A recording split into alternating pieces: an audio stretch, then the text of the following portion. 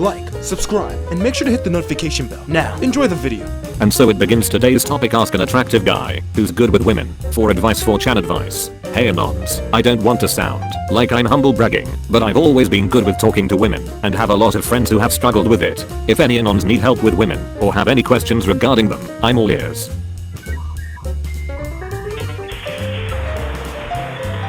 Man, duck your advice. The girl I dated openly told me she just wanted to be a slut. I knew what I was getting into. Now I'm alone and sad, and she is with the previous guy again.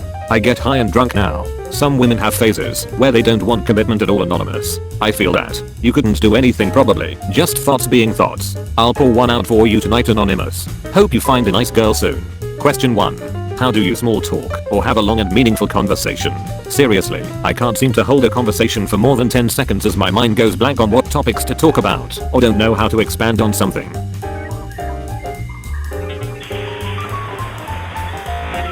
Small talk is just a careful game of finding what the other person wants to talk about. Are they in a bad mood? Maybe ask without prodding.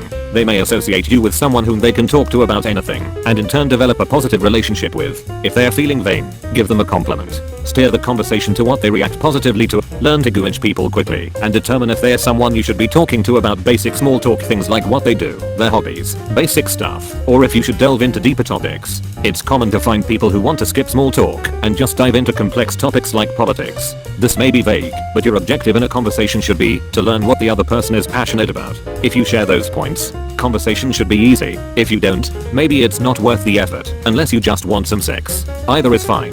Sorry if this is a little vague. Anon. Feel free to ask for clarification or any other questions. Question 2. What does it mean to make a move? I get told that most of my problems with women stem from not making a move, but I don't know what that looks like, and if I did, I'd have no clue what to do next.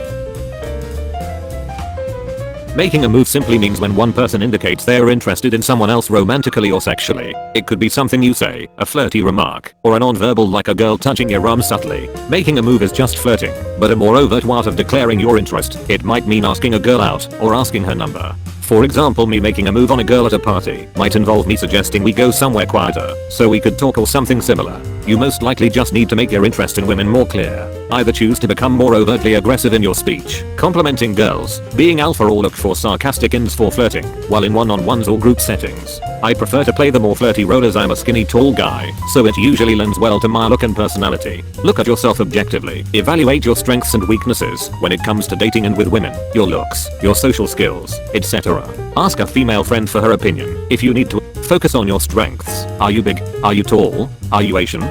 And play to those. You'll find more success playing to your niche than going for simply any girl regardless of their type and your own type. Question 3. Am I an incel for not playing her games? I think she's got some deep personality issues and the other guy should not let himself be put in a spot like that. Like, she slept with me and had open conversations with him about it. He claims he doesn't get jealous or hate me back.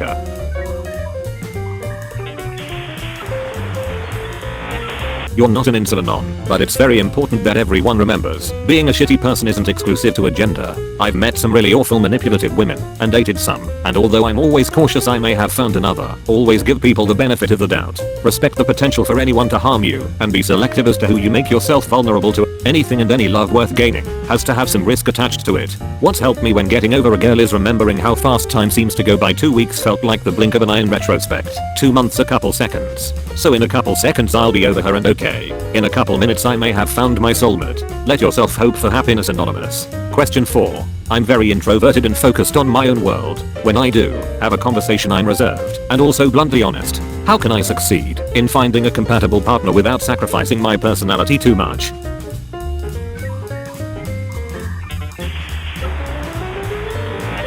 I'd say focus more on understanding your own core personality traits and learning what personality traits in potential partners work well with your own.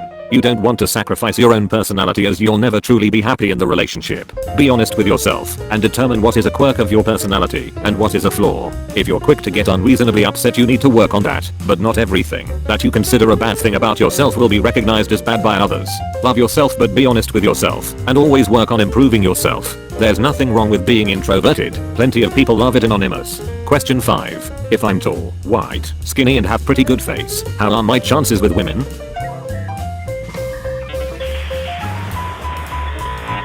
You're describing me, Anonymous. It depends on how nice your face is honestly. You can feel free to post a photo if you'd like, and I can give you advice. If you have very nice facial features, high cheekbones, a nice jaw, you can slay and do well for yourself, especially in other parts of the world. Asia.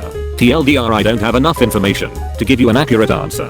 Potentially amazing, potentially mediocre. Next. Question 6. How do you initiate in a club bar? What do you do? What do you say?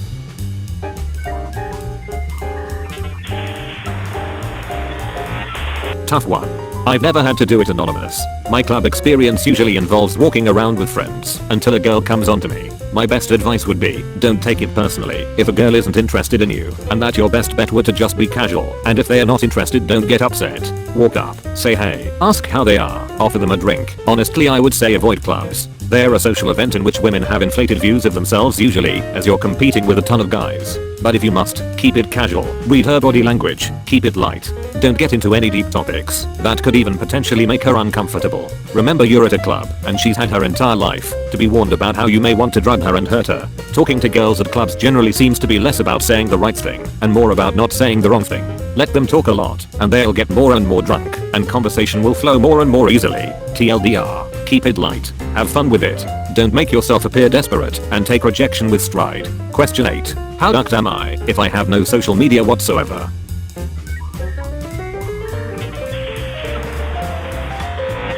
%100% ducked, in fact. Women use it to scope potential guys out. Having no social media is a massive red flag for many girls. I'd suggest getting on it as soon as possible. Question 9.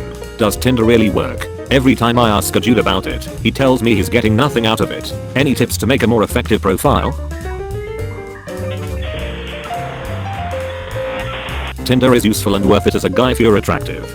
Basically, if you're an 8/10 or above, it's worth it. You can get consistent pussy easily, and you will generally have options regarding women at all times. If you're average, you'll struggle, and it's probably not worth it.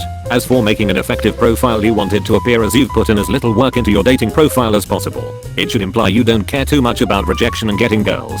A guy with a long BO is far more likely to creep a girl out than a short BO, who puts a lot of effort into their dating BO. Usually people who don't go on many dates. Keep it short, sweet, and if possible, a question. Something that allows women to initiate conversation with you as opposed to the opposite. A girl messaging you first puts you at a massive power advantage and allows you to decide the tempo of the conversation. Question 10, the long one. 1. How do you start talking to a random girl on FB or even face to face without seeming awkward? 2. How do you get over the anxiety and fear of saying something stupid? 3. Would you give your number or ask for hers? 4. I have an idea of making a random girl take my phone, then progressively guide her to the contact list, then add and ask her to add her number. Would it be considered smart or creepy? I hope you can help me out, and thanks for your time.